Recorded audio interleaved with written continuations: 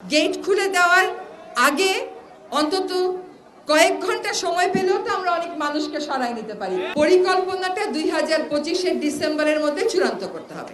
তিস্তার সাথে ভারতের আমাদের যে পানি বন্টনের বিষয়টা, এটা আসিফ বলে গেছে। আমরা আমাদের মন্ত্রণালয়ের পক্ষ থেকে অবশ্যই বারবার ভারতকে বলবো, শুধু সেটা বলবো না, আমরা কিন্তু ইতিমধ্যে বলেছি যে তিস্তাতে বানের পানিটা আসে, এই নদীটার প্রকৃতিটাই এরকম যে এটা ফ্ল্যাশ ফ্লাড, হঠাৎ করে পানি চলে আসবে। কিন্তু আমাদেরকে যদি সময় মতন জানানো হয় তাহলে তো আমরা ক্ষয়ক্ষতিটা কমাতে পারি।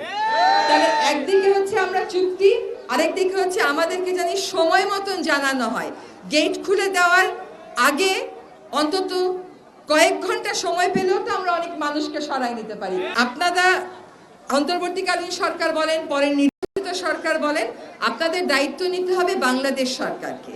যদি আন্তর্জাতিক পরিমণ্ডলে আমাদের দেরি হয়, দেশীয় পর্যায়ে আমরা কি করতে পারি, এটা আমাদেরকে চিন্তা করতে হবে।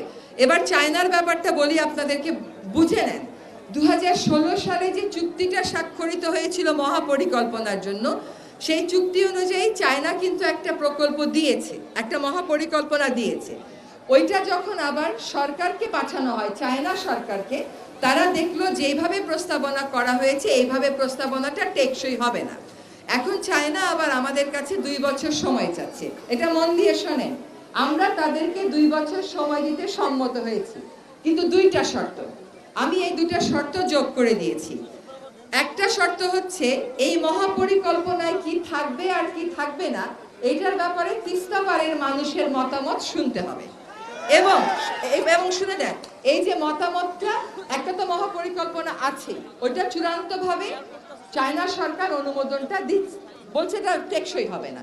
তাহলে কি থাকবে কি থাকবে না এটা শুনবার জন্য পানি উন্নয়ন বোর্ড চায়নার ওই পাওয়ার চায়না কোম্পানিকে নিয়ে আপনাদের কাছে আসবে, শুনে।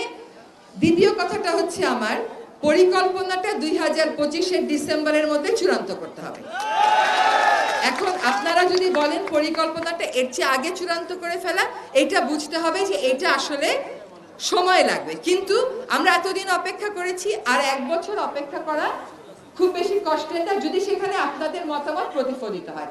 আমি আপনাদেরকে যেই কথাটা দিব সেটা হচ্ছে, আপনাদের মতামত ছাড়া কোনো মহাপরিকল্পনা চূড়ান্ত হবে না। পানি উন্নয়ন বোর্ড আয়োজন করবে, পাওয়ার চায়নার সাথে থাকবে, এই শর্তে তারা রাজি হয়েছে। এবার আমি একটু দেশের সমস্যায় আসি।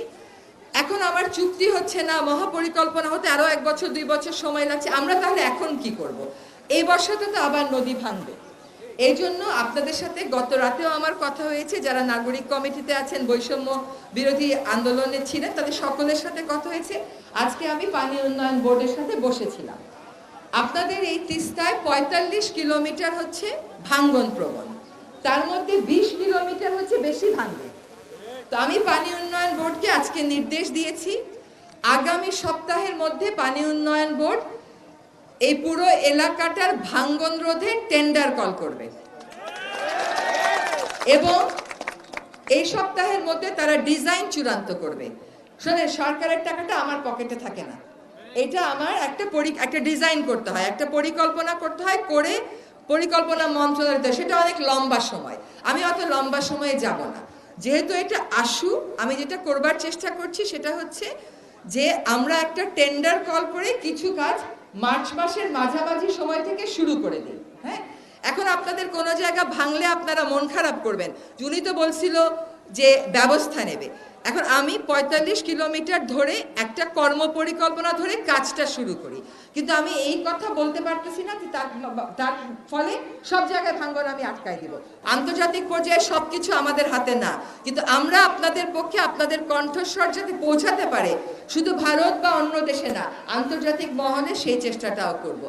এরপরে যখন অন্তর্বর্তীকালীন সরকার থাকবে না, আমি আর ওই সরকারের উপদেষ্টা থাকবো না, তখন কিন্তু আপনাদের কাতারেই আবার আমি ফেরত যাব। আমি আগেও আপনাদের কাতারেই ছিলাম, এখন এদিকে এসছি, কিন্তু সম্পর্কটা বিচ্ছিন্ন হয়নি। আবার যখন আমি অন্তর্বর্তীকালীন সরকারে থাকবো না, আবার আপনাদের কাতারে দাঁড়িয়ে আপনাদের কথাগুলো বলে তখনকার সরকার যেন আমাদের করে যাওয়া ভিত্তির উপরেই কাজটা করে, সেটা নিশ্চিত করতে আপনাদের মতন করে ওইখানে দাঁড়িয়ে কথা বলবো।